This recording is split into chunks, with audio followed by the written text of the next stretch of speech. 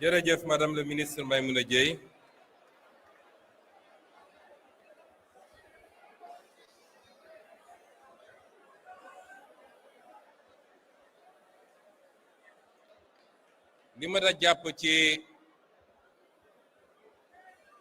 li ma ta jàpp ci Maïmouna Dièye li mu wax fii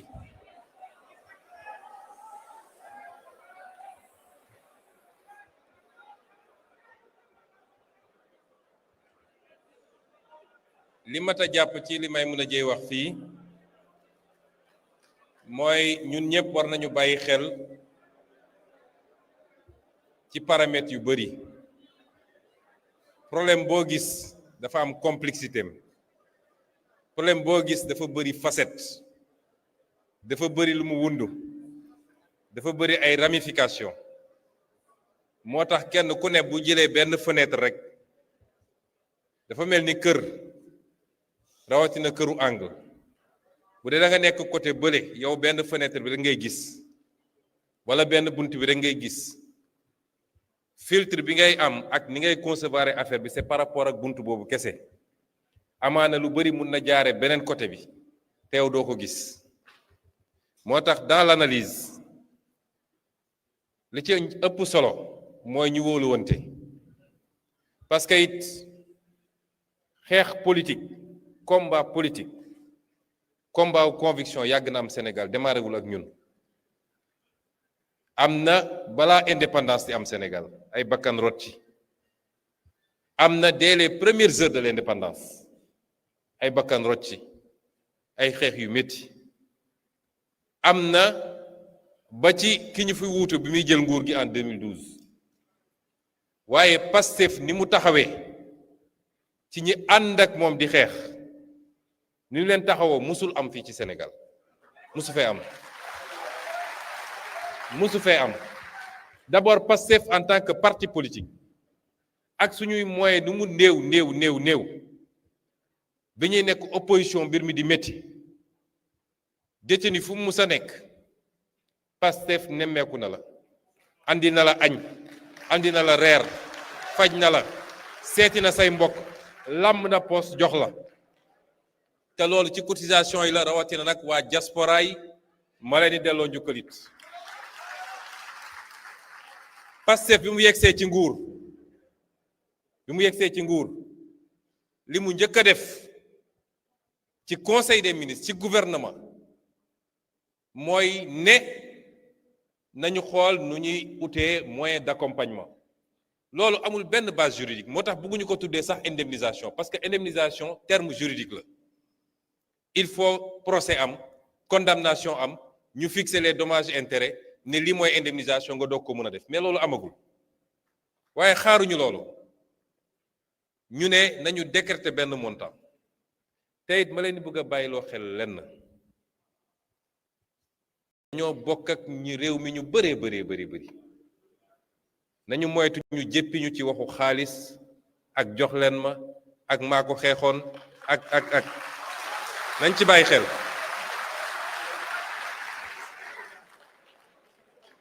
dañ ko def biñ ko defee opposition ak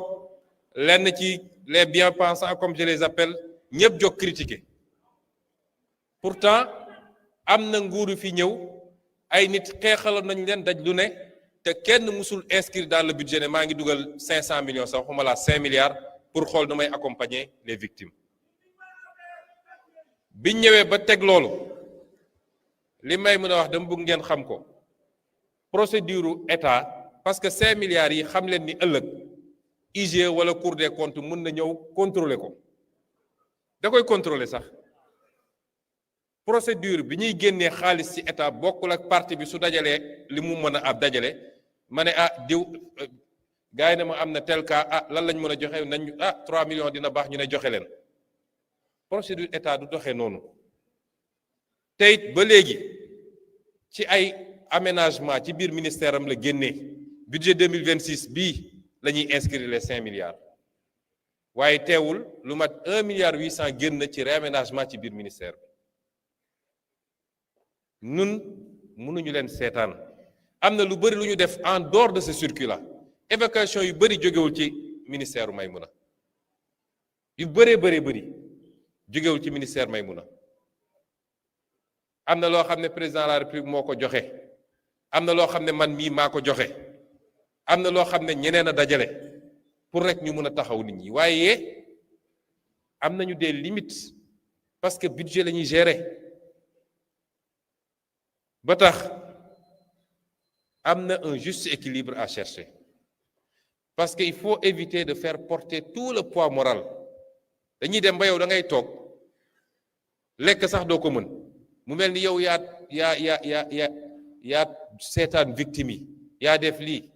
am na benn nuñ koy wonee sax mu mel ni dafa am ñu toog fële di nguur ñoom am nañu lépp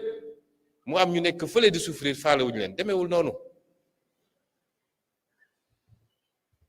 ñaari aspect yi nga xam ne am na ci problème bi daf ci ba am boo xam ne dafa noble à 100%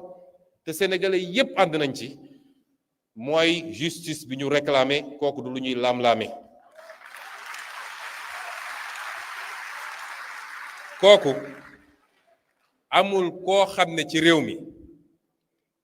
ak grade boo am ak loo mën a doon koo xam ne mun nga taxaw ci kanamu sénégalais yi ne leen justice du fi am ñu dégg ko loolu amut te gisaguma ku taxaw ne justice du am ci réew mi gisaguma ko de gisaguma ko te discours yi fi am yépp nag yéen ñëpp wax ngeen kenn waxu fi vengeance ñëpp dañu ne justice yéen ñëpp da ngeen interpeller la justice vengeance mooy lan yéen yàlla xam na ni Pastef ak ay ndawam am nañu moyen venger wu xam nañu nit ñi fi ñu dëkk mënoon nañ ko defee neen mais kenn defu ko te duñ ko def dañu ne réew boo xam ne état daf fi am état bu sérieux fi mbaxana doonee benn ñoo war a leeral mbir mi ñi nga xam ne ñoo def ñu teg loxo ci ñoom loolu la ñu wax moo tax ñi fi wax ñëpp justice la ñu wax kenn waxu fi vengeance moo tax ku fi wax waxu vengeance da ngay tappale da nga bëgg a nërmel xelu sénégalais yi justice boobu nag madame Yacine Fall Bey moo tax ma ne suñuy wax nañu ànd ak un peu de nañu tempérer wax ji yéen ñii ñëpp di wax fii tàngal madame Yacine Fall moo leen gën a tàng téeméeri junni yoon téeméeri junni yoon man mi ko proposé justice xam naa li tax elle n'est pas juriste elle est économiste waaye maa xam li tax mu proposé ko à la justice waaye justice bu ngeen foogee ni nommé nañu ministre man mi Ousmane Sonko bu ñu ma ne woon ministre de la justice bu ngeen foogee ni nommé nañ ma damay toog passation de service tey ñetti weer lañ ciy teg jàpp nañu ñëpp jugé nañu ñëpp non ça ne se passe pas comme ça gis ngeen ay Rwanda li fa xewoon ak yeneen réew toog nañu 20 ans 25 ans procès yaa ngi dem parce que yéen ñëpp tudd ngeen fi ay tur mais kan moo mun a andi preuve tout de suite am na ñoo xam ne mun nañu am ñëw seede tudd nañ fi ay nit yoo xam ne nañ dañoo torturer mun nañu andi seede ñu ñëw ñu ne moom moo ma torturer waaye lu ci bëri enquête yi mu laaj ba ñu xam kan mooy commanditaire bi kan moo ne woon nañu tirer kan moo tirer loolu enquête yu complexe la du lu ñuy décréter nii da ngay gis yu ñu yóbbu cour pénale internationale ñu am ay moyens yu dul jeex mën a def investigation bu ne mais ça prend combien de temps pour faire des enquêtes sérieuses parce que li ñu doon bañ suñu bopp nag duñ ko def ñeneen balaa ngay tuumal nit ba ñu ne dugg na kaso tëj nañ ko perpétuité il faut nga jaarale mbir mi yoon ba mu am ay preuves yu leer nañ yu ñu mënul lam-lame noonu la war a demee moo wax nag ni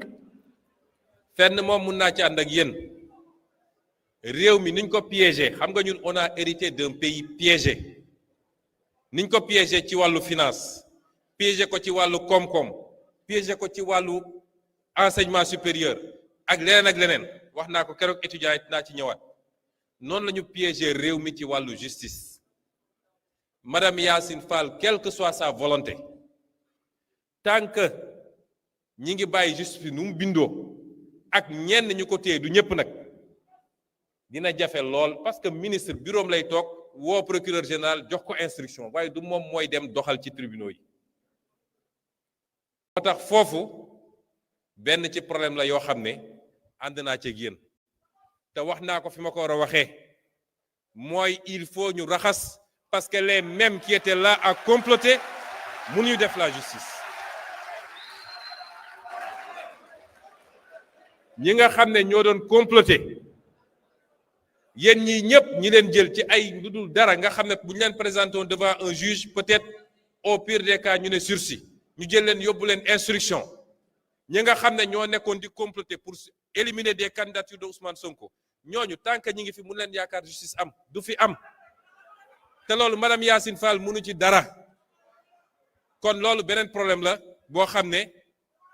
ña ko war a def nag ci conseil supérieur de la magistrature ñoom la ñuy interpeller pour ñu def ko. am na ay magistrats yu jub ci réew mi ay magistrats yu dëggu ay magistrats yoo xam ne patriote lañu ay magistrats yoo xam ne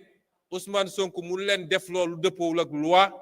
président mënu ko keneen mënu ko waaye nag li loi wax dinañ ko appliquer ba mu mat sëkk. C'est ces magistrats là qu'on veut au poste pour ñu jaarale mbir mi yoon muy ñu dëpp keesu réew mi muy ñu rey xale yi muy ñu torturer on a besoin d'une justice avec des magistrats sérieux pour mun a am justice boobu.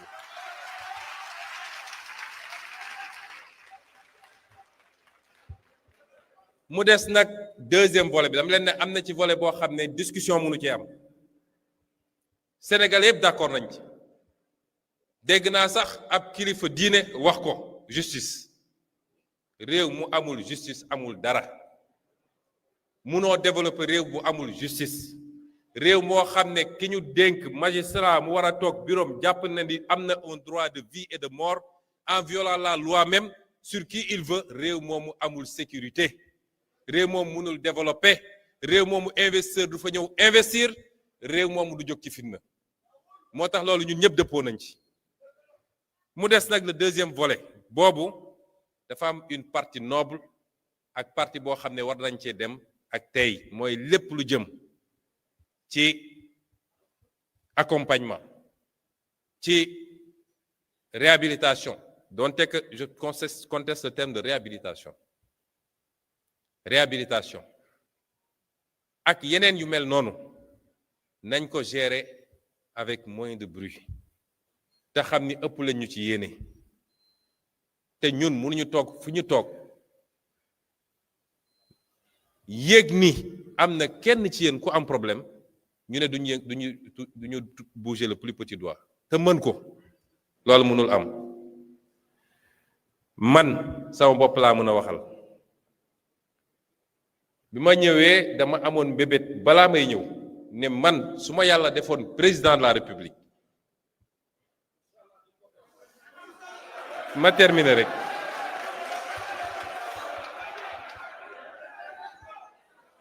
ma terminer rek boobu maa nga ci opposition ma ne bu ma yàlla mayoon ma am responsabilité boobu ma yemale ko ci loolu am naa mbébét niser na la nga xam ne moom lañ ci war a fay duma ko laal waaye ñàkk laal boobu tekkiwul ni may naa ko état dama ko jël bloqué ko ci benn compte ne su yàlla defee mu dem ba mat 100 millions ma jël ko def ko un fonds d'accompagnement aux victimes waaye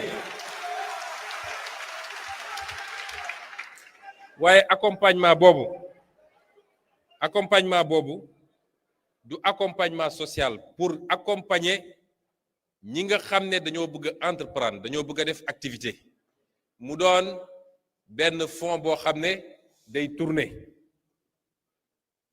keroog bi ma mujjee laaj relevé bi xam ngeen premier ministre moom amul lu bëri mbir mi mat 83 millions ma génn ci asaka mu des un peu plus de 80 millions fii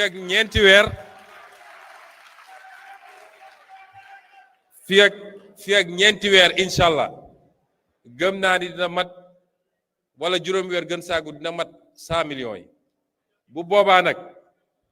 dinaa woo sénégalais yépp te xam naa ni ma ko annoncé tey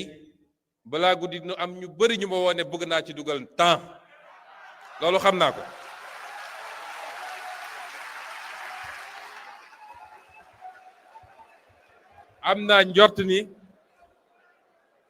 am naa njort ni fonds boobu buñ ko lancé ci diir bu gàtt amaana mu egg sax 1 milliard wala mu ëpp ko mën na dox ba jur benn institution de microfinance boo xam ne sax ci financement lu weesu les victimes lay doon loolu nag dinañ ko lancé amaana nañ ko lancé au mois d'avril bu soobee yàlla waaye nag dama bëggoon attirer seen attention ci yenn yi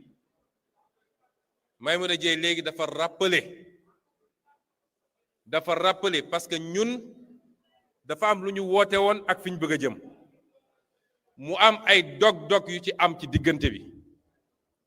ñun waruñu taxaw ci dog-dog yooyu nit yàgg naa jóg décider xeex ngir réewam lu ne dal ko ci waaye warul doon benn fixation boo xam dañ ciy taxaw parce que nag bu ñu fàtte lan moo taxoon ñu jóg ne dañuy xeex lan moo taxoon ñu jóg ne dañuy xeex lan moo taxoon ñu sanc projet Pastef bi et est-ce que ñi ngi ci loolu parce que am na noo xam ne bu ñu ko doxalee buñ fi wax ay 50 ans de boo moytul benn mandat bi sax duñ ko wees nañu delloo ci xel yi patriotisme dafa am lu mu signifié liñ fi wax yépp dégg naa ko mais bu ñu fàtte lan moo taxoon ñu jóg situation yi nag dafa am ñu ci dugg di ci profito teel naa leen wax ni Pastef mooy adversaire u Pastef rek moo mën a doon adversaire u Pastef ba tax bu ngeen seetee am na ñoo xam ne newuñu sax ci biti nee nañu suñu biir la ñu nekk am na ñoo xam ne newuñu sax ci biti nee nañu suñu biir la ñu nekk mais dañuy essayer instrumentaliser yenn situation yi bu amee parce que seen objectif mooy changer narratif bi dem naa ba dégg ci ñoo xam ne sax seen théorie léegi mooy xale yi génnuñu woon xeex ngir projet bi waaye Ousmane Sonko lañ doon xeexal loolu mooy naka la ñuy changer narratif bi ba déconnecté xeex bi nga xam ne moom lañ doon xeex ngir réew mi ak yeneen projet politique yoo xam ne mi ngi judd ci suuf am na ñoo xam ne ñi ngi woote allié fu ñu génn leen li ne nous réclamons justice xam ngeen seen calcul lan la ñoom jàpp nañ ni li xew ci réew mi Ousmane Sonko am na ci responsabilité bu ñu yëkkati woon justice amaana moom ak ñi fi newoon ñu boole leen ñoom ñëpp comme ça ñoom ñu am boulevard bu ñu jàll. léeg-léeg dafa am ñoo xam dañuy instrumentaliser vos frustrations et vos combats di ñëw di organiser sax di essayer dajale nit ñi loolu bokkul ak ñu taxoon a jóg et nous devons être très vigilants.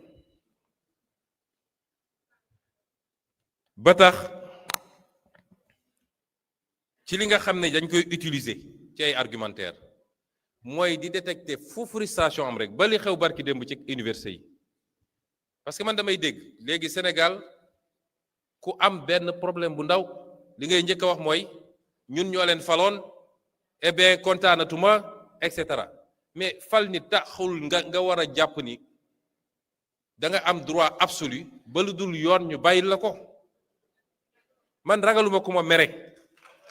ragaluma ku ma dëddu mais nañuy teg mbir yi ci dëgg parce que fu dëgg amul rek dara mënu faa dox mais problème bu am parce que chantage moral boobu la ñu yàgg a def les hommes politiques te hommes politiques yi ragal chantage moral boobu moo tax dañ daan nekk ci démagogie lan moo ñu andil problème université wax naa ko barki dem étudiants yi ndax samay doom lañu te li ci ëpp nag ci ñun la ñu bokk ci Pastef mais régime yi fi daan toog bëgg am jàmm ak ragal étudiants yëngatu saa yu étudiants yi ne lii ñoom xam nañ ni ça c'est pas soutenable mais dañuy gaaw nangu pour am jàmm dañuy dem ba egg benn point boo xam ne ils sont obligés de s'endetter pour pouvoir faire face à ces responsabilités là ñun bokkuñu ci ñiy gouverner noonu. loolu du gouvernance parce que bu ñu ko continuer réew mi xëy rek imploser mooy li ñu gis nii la dette cachée parce que da ngay obligé bëgg lu neex nit ñi ba def lu ëpp mais da nga koy nëbb parce que boo ko wonee njaaxum am nañu dellu si aux fondamentaux tabax réew du caaxaan. ñun mënoon nañu def li ñëpp doon def mënoon nañu bañ a wax li ñu fekk fii ci réew mi bu boobaa tey dañ naan 74% de taux d'endettement la ñoom ku ñu tàllal loxo mu lebal ñu dañuy xëy rek ñu ne réew mi am na 200% ou 300% de taux d'endettement cessation de paiement le pays est en défaut. Ces enjeux structurels là il faut que ñu comprendre ko dans 3 ans élection dina am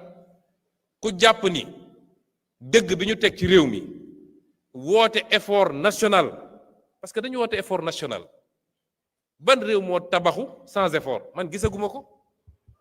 kenn ku nekk ci yéen guddi balaa muy tëdd na dugg YouTube mu xool révolution chinoise mu xool exemple Corée mu xool exemple Japon mu xool feneen ak feneen di nga xam ni ñii tey ñu naan ñu leen di jox exemple na développé nañu ba ci ki waa ji li mu tudd léegi révolution française bu ñu la waxee fi ñu jaar ils ont sué le sang a coulé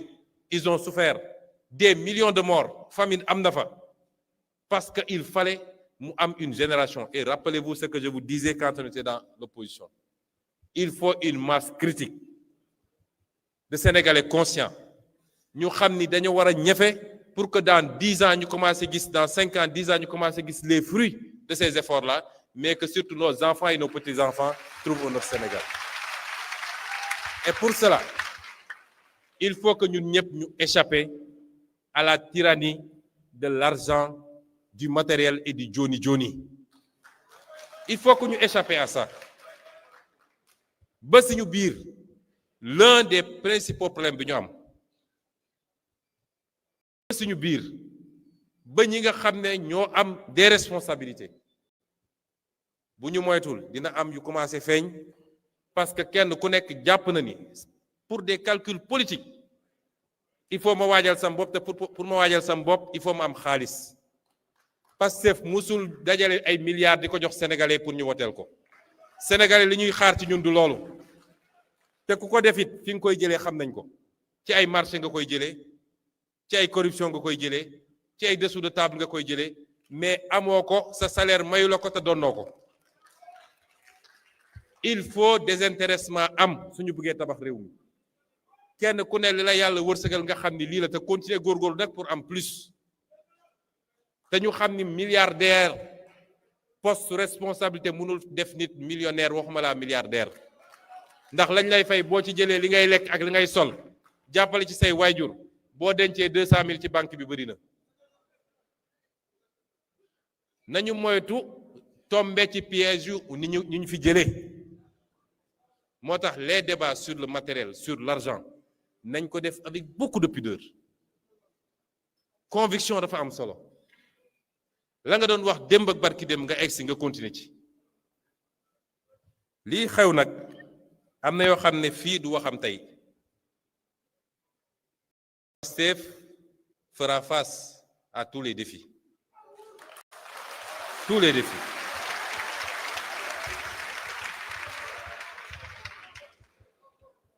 li ñu xam bëri na dañu ne woon tekk rek mais lu waay lal ak lu waay préparé xam nañ ko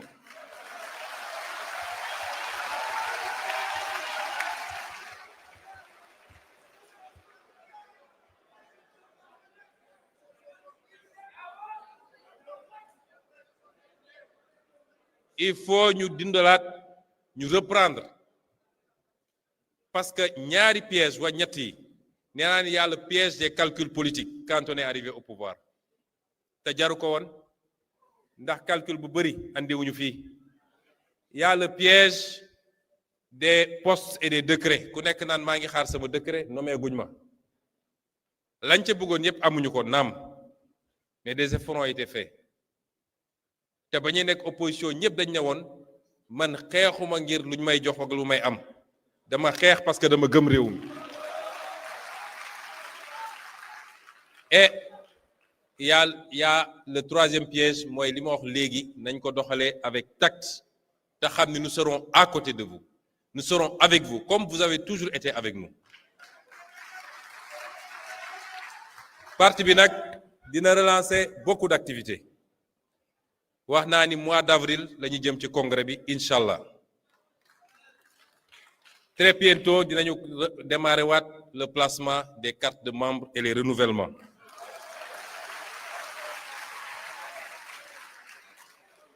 Dinañu jublu it na reprendre aussi les tournées nationales. Département bu ne loolu nag waa département yi ñoo koy organiser barki démb l'honorable député Ismaïla Diallo nee na Koungheul pare na wala Guinguinéo donc xam naa ni fa la ñuy démarrer département bu ne dinaa ñëw ànd ak yéen ñaari fan wala ñetti fan su mu nee nekk ñu suyene département bi nemmeeku waxtaan gën a defaraat taxawaay bi jublu ci li ñu war a jublu.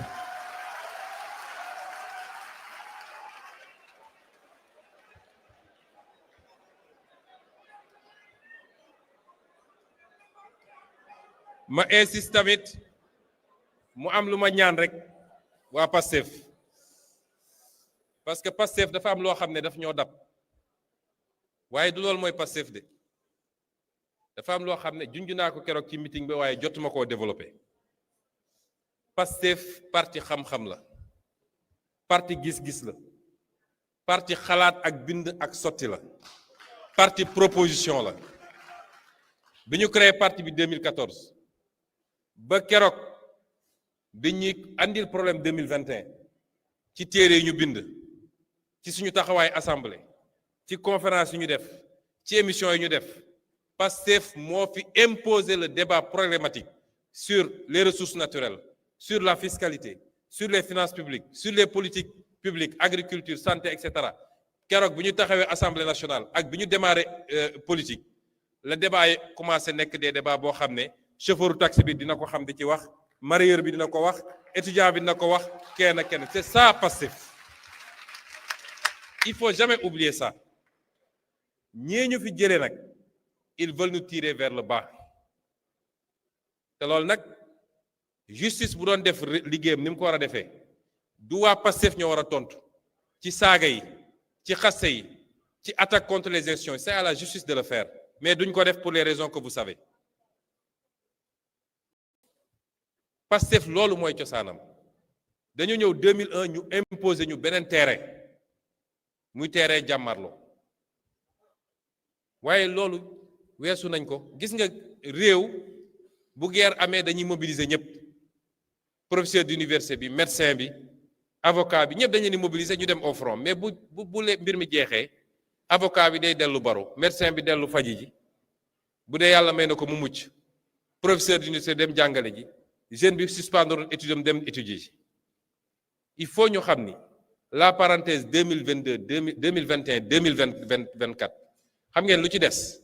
mooy réparation yeeg justice beeg ñoom seen mais su loolu weesoo c'est une parenthèse bu ñu war a teg fële or certains d'entre nous sont encore figés dans cette parenthèse là 2050 moo war a doon léegi suñu vision suñu objectif ñu jublu ci loolu ba tax dama bëgg waa Pastef ñun ñëpp ñu dellu ci loolu bañ a topp ñi nga xam ne seen gémmiñ nàcc na ba pare ñoom dañoo jàkkaarloog ñoom xeex bi métti woon lool yàlla may ñu yëkkati leen ba ci kaw ne leen rëpp ci suuf fañe ne ci suuf nag ne faw rek ñu jàpp ci suñu ngemb wala ñoom Ousmane Seck nga xam dañuy takk gàllaaj yu bari jàpp ci gàllaaj bi xëcc ko mu daanu bu ñu leen topp ci loolu nañu am plus de hauteur te loolu parti bi am na ci responsabilité ci formation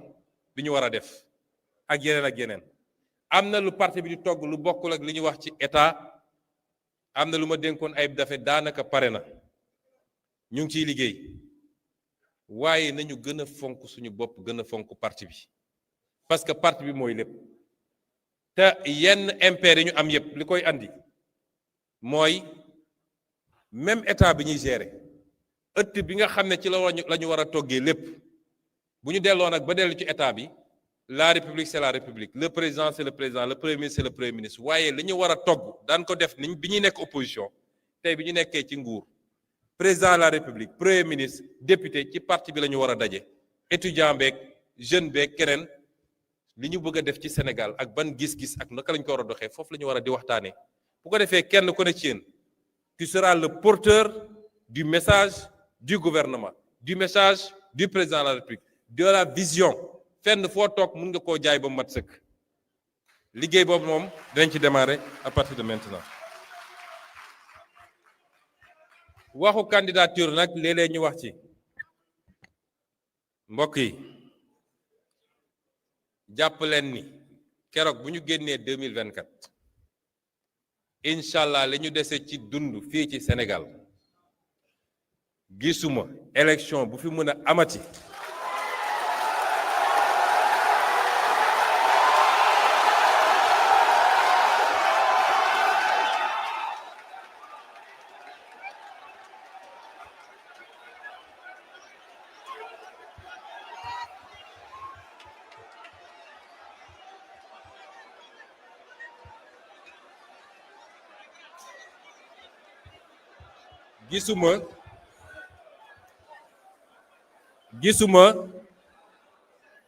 gisuma élection bu fi mën a amati muy élection locale législative présidentielle su ma ci bokkul maa bëggut a bokk.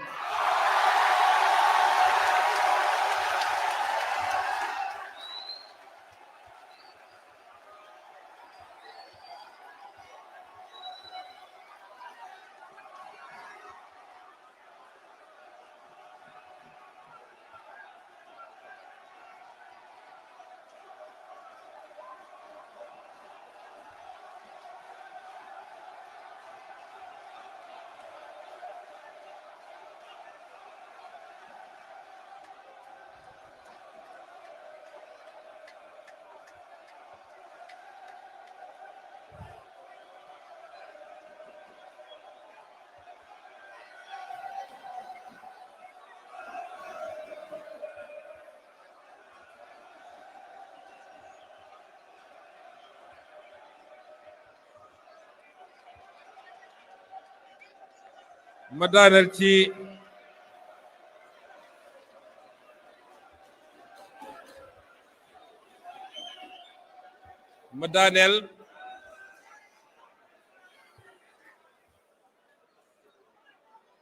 li ma leen wax nii téere la téye leen ko tey élection bu amati Sénégal incha rabbi bu ci Ousmane Sonko bokkul moom moo choisir librement mais je ne veux pas être candidat bu soobee yàlla.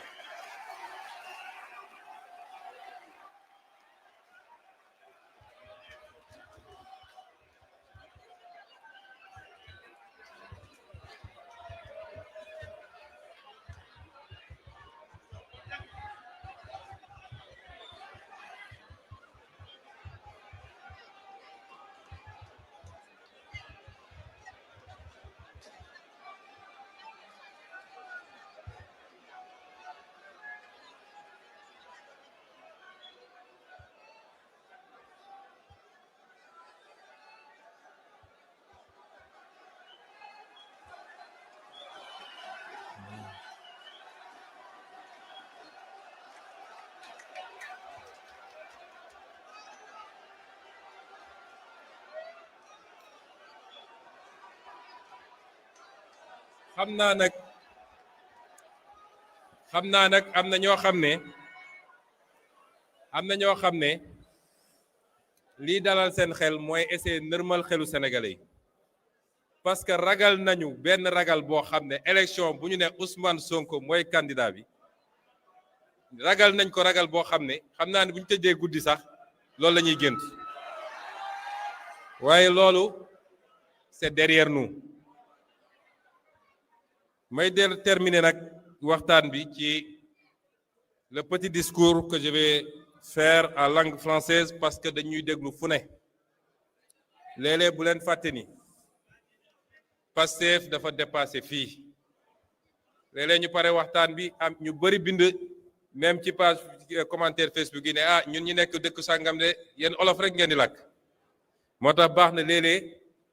surtout lu waral bés bi ñu wax ko ci tubaab ñëpp dégg ko. Chers compatriotes, frères et sœurs de douleur et d'espérance, familles endeuillées dont le cœur saigne encore, anciens détenus politiques dont l'esprit n'a jamais été capturé, blessés courageux qui portaient dans votre chair la vérité de notre histoire. Aujourd'hui, je ne vous parle pas seulement comme président de PASTEF, encore moins comme Premier ministre. Je me tiens devant vous comme un frère marqué, façonné par les mêmes larmes, les mêmes injustices, le même rêve brisé et reconstruit. Nous sommes réunis pour honorer ceux qui ne reviendront plus, ceux dont les rires ont été étouffés par la brutalité d'un système qui a voulu écraser un peuple debout. Le Sénégal se souvient, le prix de notre liberté. Aujourd'hui, le Sénégal s'arrête, le Sénégal se recueille, le Sénégal se souvient. Nous nous souvenons de chaque visage, de chaque nom, de chaque vie interrompue ou brisée. Ces jeunes, ces étudiants, ces citoyens ordinaires sont sortis dans les rues, non pas par violence, mais par amour viscéral pour leur pays et par refus absolu de l'injustice. Leur seule arme était leur droit, leur seul bouclier était la Constitution. Aux familles des martyrs, chères mères, chers pères, frères et sœurs éplorés, la nation tout entière partage votre douleur. Vos enfants ne sont pas des statistiques, ce sont des héros. Leur courage a ébranlé les murs de l'oppression. La dignité, face à la répression, a ouvert la voie au changement historique que nous vivons. Leur don de soi ultime pour la patrie est notre dette éternelle. Votre enfant n'est pas mort pour rien. Il a été victime d'un système qui a choisi la répression au lieu du dialogue. La justice, la vraie, viendra. L'État veillera à ce que chaque responsabilité soit établie, que chaque dossier soit élucidé. Nous vous devons la vérité. Nous vous devons un pays digne du sacrifice de vos enfants. Aux anciens détenus politiques et aux blessés, à vous qui revenez des ténèbres, à vous dont le corps raconte l'histoire mieux que n'importe quel commentaire. Vos cicatrices sont des décorations nationales. Votre dignité dans l'abîme a guidé tout un peuple vers la libération, vers un nouveau souffle. Vous êtes les drapeaux vivants de la résistance sénégalaise. PASTEF, du cri du peuple au choix du peuple. PASTEF n'est pas né dans un bureau climatisé pour une ambition politicienne. PASTEF est né d'un cri. Un cri poussé dans les diasporas, les quartiers populaires, les campagnes, les consciences réveillées d'une jeunesse qui refusait la résignation.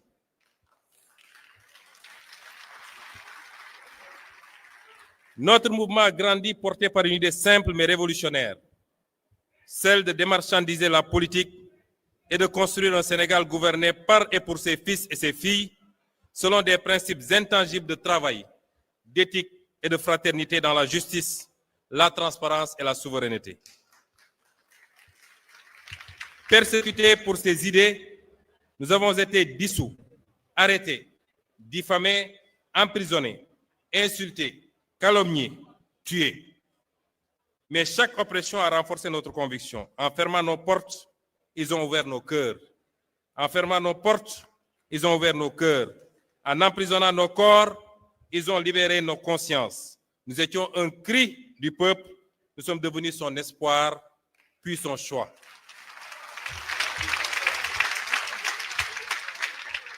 Mon engagement est né d'un serment ancien. Ne jamais supporter l'injustice. Ancien inspecteur des impôts et domaines, j'ai vu des mains vendre la patrie. J'ai vu la trahison des élites. Ce jour-là, j'ai fait le choix, celui de ne jamais détourner le regard, celui de ne jamais me soumettre. Ce serment m'a mené vers le syndicalisme, puis vers la politique, puis vers vous, puis vers la radiation, puis vers la persécution et les brimades, puis vers les tribunaux, puis vers la prison, puis enfin au pouvoir. Comme nos martyrs et comme tous ceux qui sont ici, j'ai connu la cellule, la disqualification, la diffamation, la faim extrême, mais je n'ai jamais cédé car ma force venait de vous.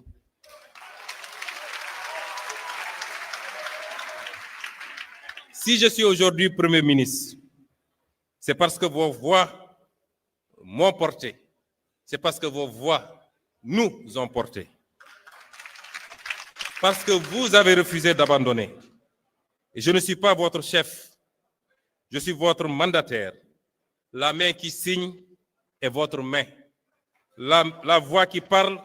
est votre voix collective.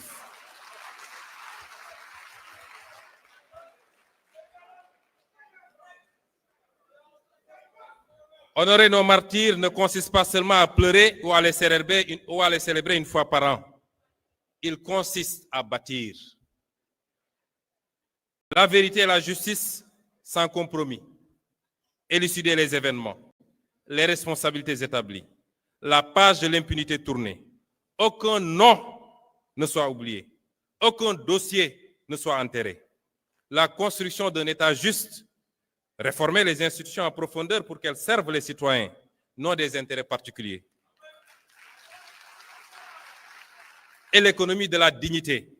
Mettre en œuvre le projet économique de PASTEF par la création d'emplois, l'industrialisation, la valorisation de ressources pour le peuple. Nos richesses financent notre avenir, nos écoles, nos hôpitaux.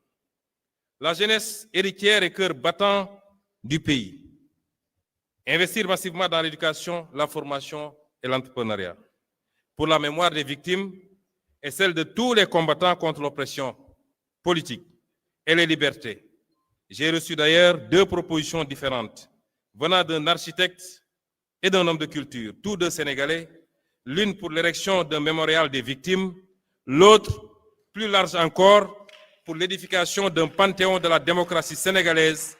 qui, plus qu'un simple hommage, serait un acte fondateur. Une manière de dire que notre République ne tolérera jamais plus que des citoyens tombent pour avoir simplement exprimé leurs convictions. Car honorer les martyrs de la démocratie, c'est affirmer que le Sénégal veut demeurer fidèle à sa devise. Il nous faut protéger cette révolution. L'un des intervenants l'a dit ici. Il porte exactement le nom de mon homonyme. Il l'a dit. La révolution vient de commencer. Et toute révolution connaît des soubresauts à ses débuts. Toute révolution connaît ses plus gros risques à ses débuts. Et c'est maintenant qu'il nous faut être vigilants. Chacun d'entre nous, vous, ceux qui se sont battus, quelle que soit leur fonction dans le parti, leur grade, les citoyens lambda qui ne sont même pas membres du parti, mais qui ont cru à ce discours de PASTEF les Patriotes. Nous avons tous à protéger la révolution du 24 mars, qui n'a pas démarré le 24 mars, mais qui ne s'est pas achevée surtout le 24 mars. Le plus grand danger qui nous guette aujourd'hui n'est plus la répression d'hier. Le plus grand danger qui nous guette, c'est l'oubli. C'est l'endormissement. Nous n'avons pas le droit de dormir. Nous n'avons pas le droit de trahir la mémoire des nôtres, particulièrement ceux qui nous ont quittés. Je lance donc un ordre. Je me permets aujourd'hui, pour la première fois, de lancer un ordre. L'ordre du devoir sacré à la grande famille patriotique. Cet ordre, c'est de consolider la grande armée civique de PASTEF avec l'objectif d'1 million d'adhérents actifs en fin 2026. Chaque carte est un engagement pour la démocratie, pour la liberté et pour la réussite du projet. Cet ordre, c'est la vitalisation de 10 000 cellules de PASTEF et de vigilance citoyenne dans chaque quartier, chaque village. Soyez les sentinelles de l'éthique, de la bonne gouvernance et de la souveraineté. Cet ordre, c'est de redynamiser un mouvement de service, ce qui fait notre ADN. Reprenons les camps de dons de sang. Que le sang versé soit remplacé par le sang donné pour la vie. C'est de reprendre les opérations de nettoyage des places publiques, soutien scolaire gratuit, solidarité active. Soyons en permanence auprès au service des populations. Restez solidaires du parti PASTEF, les Patriotes, dans le don de soi pour la patrie. Chers camarades ou chers frères, un pouvoir qui oublie sa base se perd.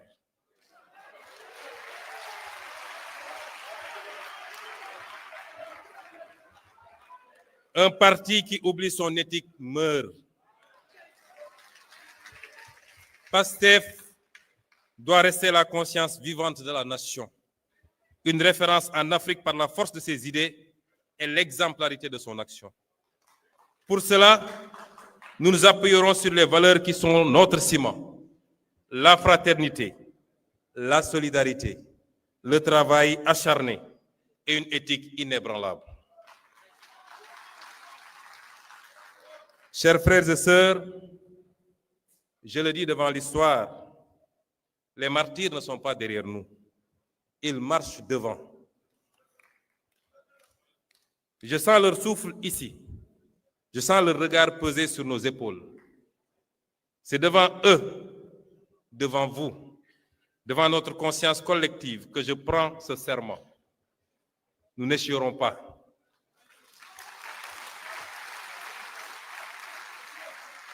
Nous ne faiblirons pas.